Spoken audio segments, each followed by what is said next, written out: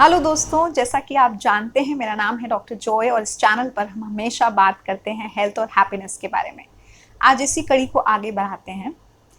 आज बहुत सारे पेशेंट्स मुझे ऐसे मिले जिन्होंने मुझे एक बहुत ही कॉमन सवाल पूछा, तो मैंने सोचा कि उसके बारे में आप लोगों को अवेयरनेस देना बहुत ज़रूरी है। कल सभी ने एक बहुत ही ख़राब या दुखद खबर सुनी कि जो हमारे एक्टर थे, बहुत लोगों के बहुत चहीते एक्टर थे, सिद्धार्थ शुक्ला, उनका देहांत हो गया because of cardiac arrest, heart attack की वजह से।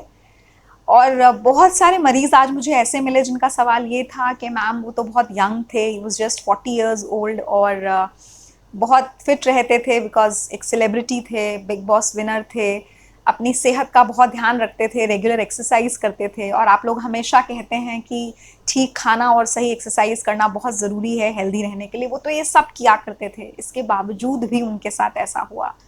तो क्या कर सकते हैं हम इस विषय में? इस चीज़ ने, इस खबर ने जितनी तकलीफ उनकी फैमिली को पहुंचाई, वो तो खैर समझना ही हमारी समझ से परे है कि वो किस तकलीफ से इस वक्त गुजर रहे होंगे। पर इस खबर ने और बहुत आम लोगों को भी अफेक्ट किया है, क्योंकि उन्हें एक बहुत हेल्दी और एक बहुत वेल मेंटेन्ड, अपना ध्यान रखने वाले इंसानों में से माना जाता था।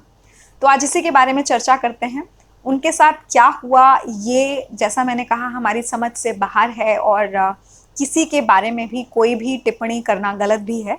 पर हम इन जनरल बात करने की कोशिश करेंगे कि ऐसे क्या फैक्टर्स हो सकते हैं जो सिर्फ एक्सरसाइज पर डिपेंड नहीं करते। अगर आप रेगुलर एक्सरसाइज भी कर रहे हैं या हेल्दी डाइट ले रहे हैं, उसके बावजूद भी आपका हार्ट कमज़ोर हो सकता है या आपको हेल्थ इश्यूज हो सकते हैं।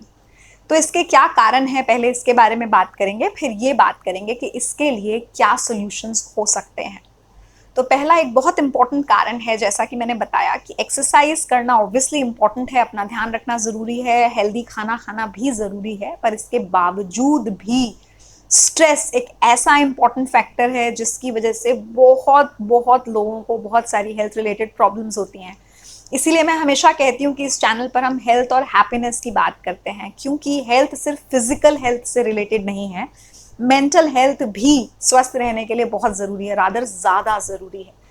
तो जब आप फिजिकली ठीक होते हैं पर आप मेंटली स्ट्रेस्ड होते हैं बहुत कारणों के कारण, आज के दिन बहुत भाग दौड़ की ज़िंदगी है, आपकी प्रोफेशनल लाइफ बहुत हेक्टिक होती है, बहुत सारे ऐसे लोग हैं जो कई घंटे अपने ऑफिस में काम कर रहे होते हैं, उनका फिजिकल वर्क बहुत कम है या फिजिकल वर्क बहुत ज़्यादा भी है, तो मेंटल स्ट्रेस बहुत ज़्यादा है। तो स्ट्रेस जो है वो भी हमारे शरीर में बहुत सारे हार्मोन के चेंजेस करता है और हमारे हार्ट को कमज़ोर बनाता है या अलग अलग तरह की समस्याएं पैदा कर सकता है। स्ट्रेस एक बहुत बहुत इंपॉर्टेंट फैक्टर है दोस्तों। तो फिजिकल हेल्थ के साथ अपनी मेंटल हेल्थ पर भी ध्यान देना शुरू कीजिए, वो उतना ही ज़रूरी है जितना फिजिकली अपनी सेहत का ध्यान रखना ज़रूरी है।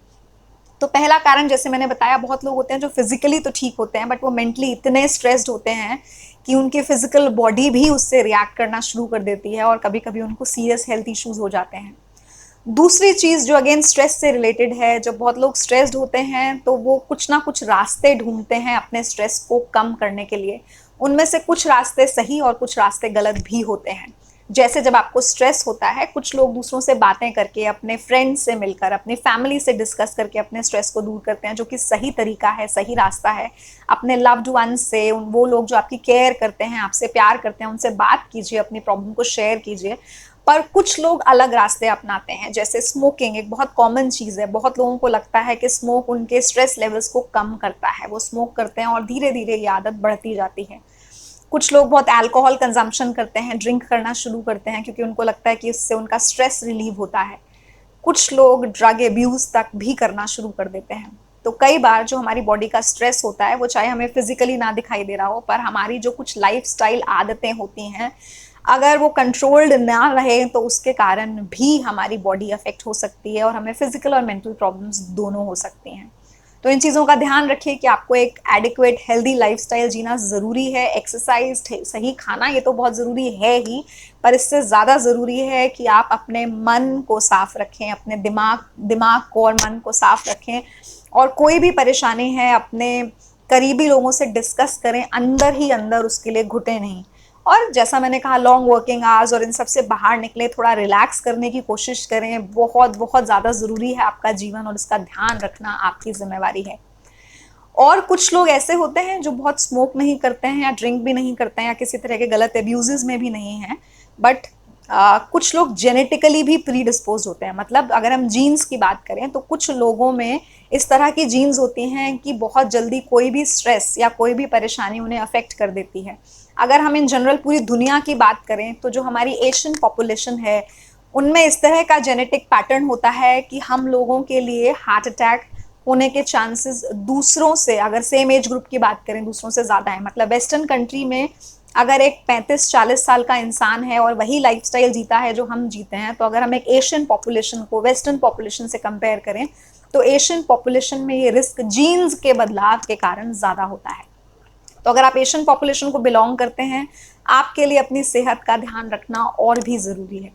तो ये तो जैसे मैंने बताया कुछ कारण हैं जिसकी वजह से यंग एज होने के बावजूद भी आज के दिन आपके प्रॉब्लम्स के या हार्ट अटैक के या आपके दिल से रिलेटेड बीमारियों के या और भी किसी हेल्थ इश्यूज के होने के चांसेस ज़्यादा हो सकते हैं।